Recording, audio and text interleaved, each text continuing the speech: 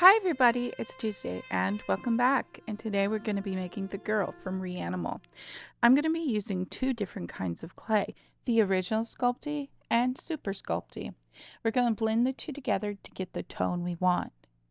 And then we're going to start on the head. You'll want to start with a ball of aluminum foil, then shape the blended clay around it. This video we're going to focus on the process of making a figurine. I'm going to try to make it as light as possible and as sturdy as possible. If you'd like to see another character from Reanimal, please comment below. Like, share, and subscribe. I really appreciate the support. Since this is my first video back in a long time, it would really help to know what you want to see and if you enjoy this content. In past videos, we've really focused on sculpting out the face, and I thought I might focus a little bit more on the process of sculpting the ear. It was one of the most difficult things for me, is sculpting the ears. Something about it just never comes out quite right in my eyes, so I thought I might share the whole process so you can see how to sculpt an ear correctly. I hope this helps. My goal this year for my YouTube channel is to focus on smaller pieces so I don't get burnt out. I felt so much pressure to make these large, grandiose pieces that I couldn't get started because I was afraid that I wouldn't be able to complete it in the amount of time that I needed. So I think these smaller pieces will help, and it will be a lot funner for me and probably a lot more enjoyable for you guys because I'll be able to make more videos. If you have any suggestions on the characters you would like to see in the future, please let me know. Even if they were characters that I did in the past, we haven't done any figurines of them, so we can totally do that. Right here I am using alcohol 70%, the kind of rubbing alcohol, and that just gives you a smooth surface. I recommend putting your head into a little glass jar with some of those aquarium glass beads so the head doesn't move around. Here I'm making the structural support for the torso. If you notice, I'm bending the wire here just so it doesn't pierce through the aluminum foil, and I'm going to make the wire slightly curved so it has the same form as the body. You want your body slightly to bend around the knees, so I'm just following through with that. And when you use aluminum foil, you always need to wipe your hands because it's going to leave some residue from the aluminum foil. For most of the torso, I'm going to be using original sculpting, and then the parts that you're going to be able to see, I'm going to use the blended to blend of the Super Sculpty and the original Sculpty, as you can see here. Next, we're going to make the shoulders. We're going to attach them to the torso. We want her shoulders to set a little bit forward because her arms are going to extend over her knees. So her elbows are going to set on her knees. We want her whole body kind of arched forward, and that includes the shoulders. You're at a pivotal moment. These moments right here decide what the figure is going to look like. How the figure sets is one of the most important aspects of the sculpture. We want a natural pose. Put the sculpture far away from you, look at it, observe it. Make sure that the shoulders are in the right position, that the back is arched, that the knees are pulled to the body. You want the most natural pose you can. You don't want a straight back. If you have any questions, please be sure to include them below. I'm going to try to focus on things that people have trouble with. I know me personally, when I started sculpting, I would have loved to have somebody who has years and years of experience as an artist who sells their work professionally to be able to answer questions. YouTube is a great platform to teach people. I always felt if I could see somebody do it, I could do it too. So just let me know and I'll probably include it in a future video. And if I can answer it straight to you in the comment section, I will absolutely do that. Next, we're going to cut the wire for the lower portion of the leg. Always wear safety glasses when you're cutting wire. And we're just going to push it through the leg. Be very careful of the edges of the wire. The lower leg does need to have the wire through it because of the shin. We want a nice crisp edge. And when you put it in the oven, we don't want it to warp in any way. So this is just a perfect way to do it. Pay attention to when you sculpt the legs, you make sure you have the ankles in. And all the fine little details around the ankle area. The toes are very easy to sculpt. I know that feet are very scary, you know? They're intimidating. That's the word I'm looking for. They're intimidating, but they're actually pretty fun. And I think they're a heck of a lot easier than ears. Absolutely easier than ears. I don't like sculpting feet, but they are easier than ears. So I will sculpt feet any day. Next, we're sculpting the little toenails, which are super easy to sculpt. And right here, I am just going to smooth out the edge where the knee is. So when you're sculpting the knee, just pay attention to the shape and be careful. There is a wire inside of there. So just be aware of that when you're sculpting. And this is my cat, Milo. He is my supervisor, and he will be supervising the next portion of the video. Here I just rolled out some original sculpting and into a thin sheet, and I'm just applying it to the dress. I am giving it a very distressed edge because that's how it is in the video game. And I want to try to make it as close as the character as I can. So I'm just going to smooth it into place, and you can use your isopropyl alcohol to make sure you can do that.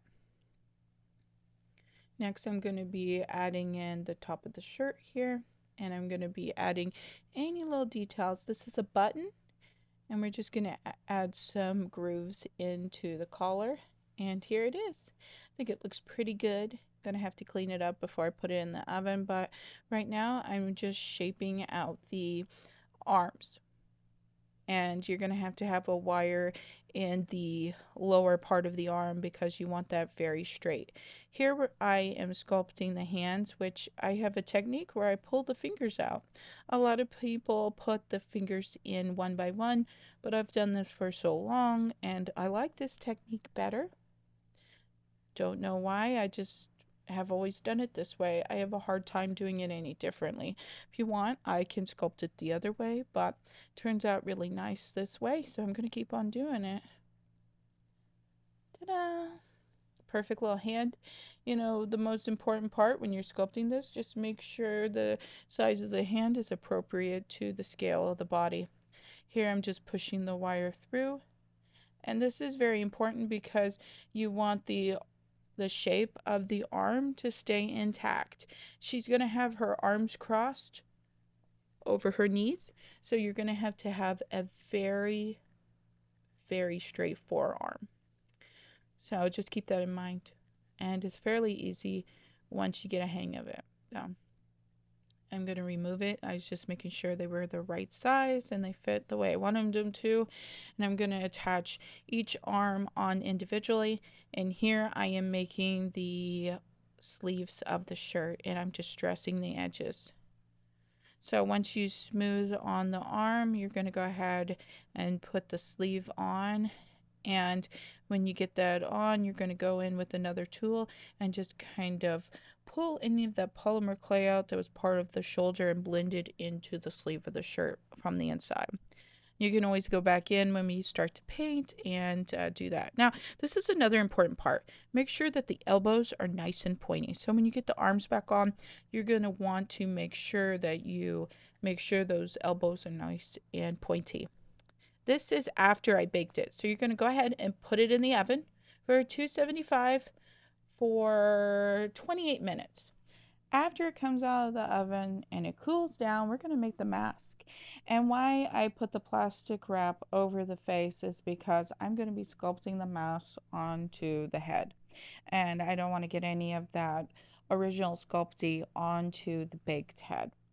So just do all your detail work and everything with it on the head. Be very careful when you're pushing sharp objects so you don't nick your actual sculpture. So be very gentle with it. Then you can remove it off of the plastic and set it aside. Actually, just set it on the sculpture. I'm going to roll out some more clay and cut out the ears. And once I get them cut out, I'm just going to lay the mask flat and I'm going to attach the ears. And if you need to, you can add a little bit of extra clay, whatever you need to do. Just make sure it's nice and smooth when you're all done. This is kind of a hard part, another hard part, but this is kind of a more advanced sculpture. It's always good to attempt to do something that you're afraid of. So go for it. Try it. See if it works out. You always learn something new when you do something that you don't think you can. All right, now it's ready to put in the oven.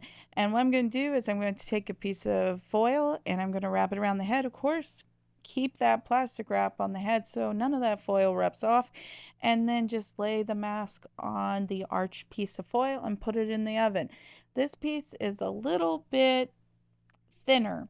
So I put it in the oven for 275 for 18 minutes. And I think that worked out pretty well. After everything is cooled down, you can start the painting process, which is my favorite part because you get to see the sculpture come together. There wasn't a great amount of detail on the face of the character model, so I'm just going to use very flat colors like browns and blacks. I'm going to put some dirty paint, like acrylic paint, on the edges of the dress. And right here, I was just checking if the mask and the face coloring matched with the character model. So, anyway, it's up to you if you want to keep the mask on all the time or have it removable.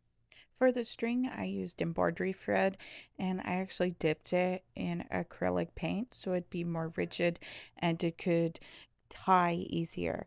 Here I'm making the hair and I didn't want the hair all frizzy. I wanted it similar to the character in the game. So I was trying to think of the best way to do that and I decided to use Mod Podge. I wanted the strands to kind of grab together. What I did was I put Mod Podge on both fingers and I pulled the mohair between the fingers and then I let it dry. Just let it set and dry. Take about 10 minutes and then you can attach the hair with some hot glue and just go row by row. I recommend starting around the ears and going up. Don't do a full thing around the head, just kind of follow up from the ear because you don't want like a wig look to it. So I hope this helped. I hope you enjoyed this video. And here's the finished result. If you have any questions, please feel free to ask. And I'd be happy to help if I can. I hope you all have a wonderful day. And any recommendations for future videos, I would love them. And if you want me to make the rest of the characters for Reanimal, please let me know. I will probably go ahead and make the boy next because I don't know how many people are going to watch my channel. So I'll just go ahead and make another one. So anyway, I hope you have a wonderful day. Thank you so much for watching. Bye.